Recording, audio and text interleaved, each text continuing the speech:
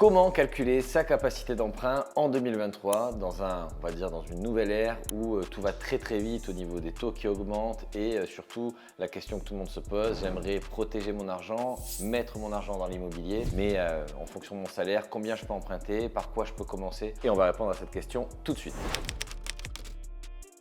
Alors déjà, le taux d'endettement va dépendre du projet bien sûr, mais surtout avec qui tu vas investir. C'est-à-dire que si tu investis seul, forcément ton taux d'endettement va être considéré uniquement par rapport à tes revenus. Mais si jamais tu investis avec ton conjoint ou avec un ami ou avec plusieurs personnes dans une SCI, dans ce cas-là, on aura un taux d'endettement commun. C'est-à-dire qu'on va venir diluer justement forcément ton taux d'endettement qui serait peut-être à lui déjà 35%. Mais si tu investis avec une personne qui est à zéro, on va pouvoir faire en fait tout simplement l'équilibre entre les deux et pouvoir finalement débloquer des situations sur lesquelles tu ne pourrais pas emprunter. Donc ça va vraiment dépendre déjà de avec qui tu investis. Si tu investis seul, c'est très simple, tu vas prendre tout simplement le salaire global que tu possèdes aujourd'hui, moins l'ensemble des charges récurrentes que tu as, donc crédit de voiture, crédit maison, etc. Et à ce moment-là, tu vas pouvoir calculer ta capacité d'emprunt en fonction de ce qui te reste en possibilité. Donc c'est vraiment aujourd'hui comme ça que tu vas pouvoir commencer à faire ton premier calcul. Ça sera donc 35% forcément de ton salaire global.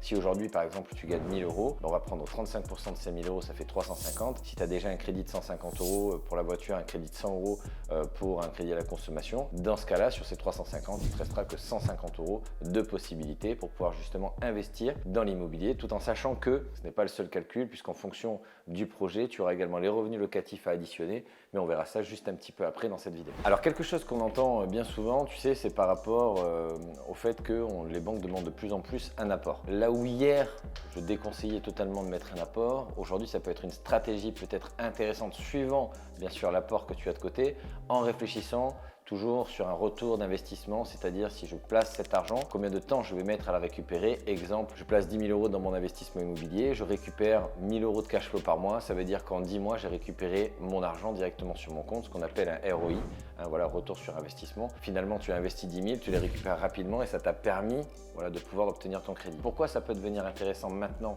de mettre un apport? C'est que comme les taux sont très élevés, le crédit va te coûter beaucoup plus cher qu'il y a quelques mois, voire il y a quelques années. Et automatiquement, si aujourd'hui tu empruntes un crédit qui vaut plus cher, forcément la mensualité va être plus élevée et donc on va arriver plus rapidement justement à un taux d'endettement de 35% qui va, en tout cas en nom propre, finir par te bloquer. Donc ça peut être intéressant de mettre de l'apport pour réduire en fait la somme empruntée. Automatiquement, si on réduit la somme empruntée, on réduit les intérêts qui s'additionnent et donc on va réduire à la fois le capital mais également les intérêts supplémentaires et donc réduire drastiquement la mensualité, ce qui te permettra finalement de peut-être te faire financer plus facilement. Alors après, il y a aussi l'élément de la durée du crédit. La durée du crédit peut varier suivant ce que tu souhaites faire, suivant le projet. Sur des projets professionnels, on va plutôt être sur 10, 15 ou 20 ans. Sur un produit locatif, on peut aller jusqu'à 20, 25 ans. Donc il faut savoir que là où c'était beaucoup plus dur, entre guillemets, d'obtenir du 25 ans il y a quelques temps, aujourd'hui c'est plus facile. Les banques vont volontairement étaler le plus possible justement ces financements parce qu'ils ont quand même la volonté de prêter de l'argent. Non pas parce que ça leur fait gagner de l'argent, puisque aujourd'hui très peu, mais ce que je veux dire c'est que ça leur permet de récupérer un nouveau client pour à ce moment-là vendre les produits qui leur apportent le plus d'argent, notamment les assurances de prêt, les assurances voiture,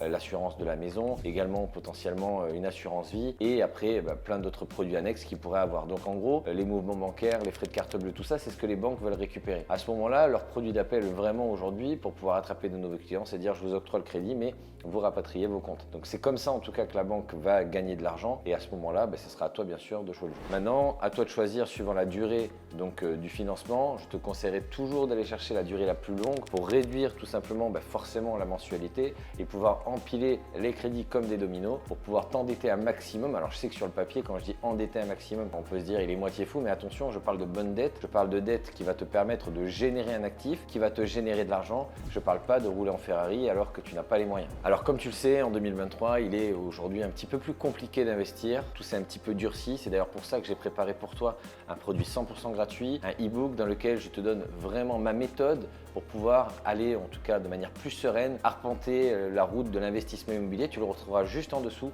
dans la description. Et bien sûr, pour plus de conseils, reste abonné à cette page.